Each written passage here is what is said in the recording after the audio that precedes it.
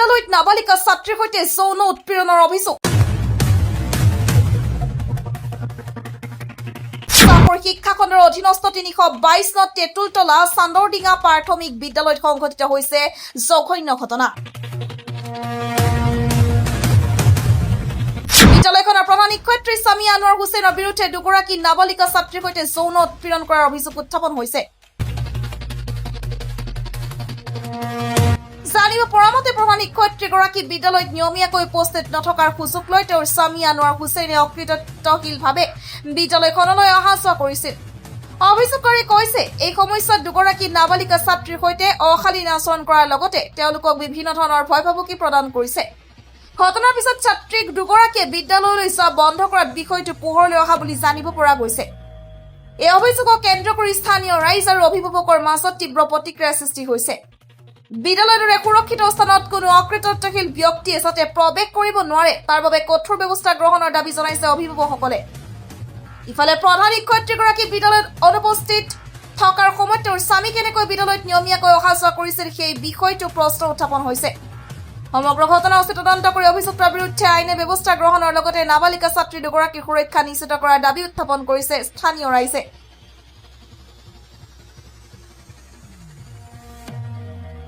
গেছি তাহলে সেদিনকে আবার নিকলে গেছি মুলতানি গেল সেদিনকে আবারও বাগছে বউ কাটাইছে কইছে যে মাক আমি কুয়া দিম না কইছি এতে কি জানাবা সরকার বা প্রশাসনক জানাম বিচার নাগে বিচার লাগে। মোৰ নামটো জামাল আলী হয়। মোৰ ঘৰ চান্দৰডিঙা হয়। কি হৈছিল ঘটনাটো? ঘটনাটো আমাৰ স্কুলত হৈছিল। আমাৰ যোনটো স্কুল আপোনাৰ স্কুলৰ নামখন 322 নং তেঁতুলতলা চান্দৰডিঙা LP স্কুল হয়। তাতে যিজন মানুহে কামটো কৰিছে কেনেকুৱা কাম কৰিছে মানে বেয়া কাম কৰিছে আৰু কোনে কৰিছে? যিজন মানুহ আমাৰ স্কুলৰ টিচাৰো নহয়, তাৰ ৱাইফে বাইদেউ হয়, কিন্তু তাই এনে আমাৰ গাঁৱৰ পৰা যাই কেনে এনে বেয়া বেয়া কাম কৰিব যায় আৰু এনেকুৱা পৰিৱেশ কৰিছে আমাৰ এই স্কুলখনত। বেয়া কাম আমাৰ প্ৰথমতে আপোনাৰ 15-16 দিন হৈছে আৰু হয়, ইমান দিন হৈছে বুলি আমি জানিছোঁ। এনে আমি জানামতে বুকুত হাত দিছে, আমাৰ তথাপিও মোৰ চিষ্টাৰ হয় আৰু এটা আমাৰ জেঠিৰ ছোৱালী হয়। ছোৱালীবিলাকৰ বয়স কিমান হ'ব? বয়সটো আপোনাৰ 11 বছৰ হ'ব। 11 বছৰ 12 বছৰ হ'ব। ছোৱালীবিলাক কি হয় আপুনি? মোৰ এটা চিষ্টাৰ হয়, মোৰ সৰু ভণ্টি আৰু এটা জেঠিৰ ছোৱালী। আপোনাৰ গাঁওখনৰ নাম কি? গাঁওখনৰ নাম চান্দৰডিঙা হয়। ইয়াৰে মানুহ। এতিয়া কি জনাব?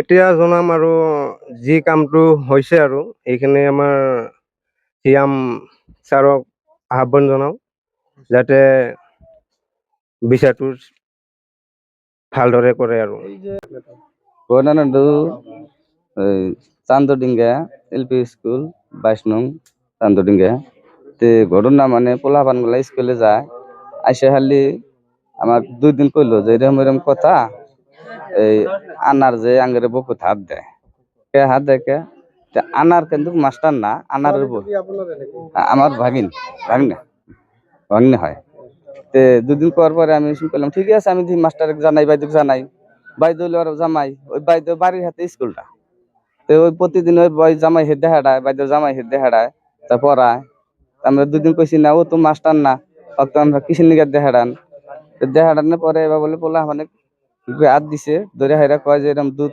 ডাঙ্গর হবো বড় হবো তো কহালি আমাকে বললাম ঠিক আছে আমি বাইদুক জানানোর পরে বাইদু কয় কি কেন এগুলো মস্কারি করছে অন্য কিছুই না আমি ভালো করে পড়ামো অন্য পড়া যাবো না এর কাছে কইও না আমরা সুমকা রাইজে কইলাম যে না ঠিক আছে তাহলে যদি পোলাহানে ওইরকম বয় পোলাহান স্কুলে যাবার দিছে তাহলে আমরা স্কুলে পড়বো না এরকম এইটা মোটামুটি এখন 2 মাস 3 মাস আগের থেকে এটা আরম্ভ করছে। এই কথা কি নাকি প্রধান শিক্ষক বলেছে? জানাইছি তো হে কইছে যে না এনে মস্কারি করছে এনে কোনো কিছু হবো না পোলাহান মানুষ মস্কারি করছে তো পোলাহান তো বয়ে যায় না পোলাহান এরকম দুধ ধরে টানাটানি করে তো হিমকা কইলাম যে না এটা মস্কারি না তো পোলাহান বয় তাহলে স্কুলে জানা ঘরে যাইতে ধরে ও তো শিখুক না তুমি পাঠাও তোমার জামাই কিসের নিকে পাঠাও এতিয়া এই কথাখিনিৰ ওপৰত ভিত্তি কৰি চৰকাৰ বা পুলিচ প্ৰশাসনক কি জনাব? যে আমাৰ একটাই কথা, এই মাস্টাৰটো আমাৰ পৰিষ্কাৰ এই হাত দেওয়া লাগে, হ্যাঁ পৰিষ্কাৰ কৰা লাগে।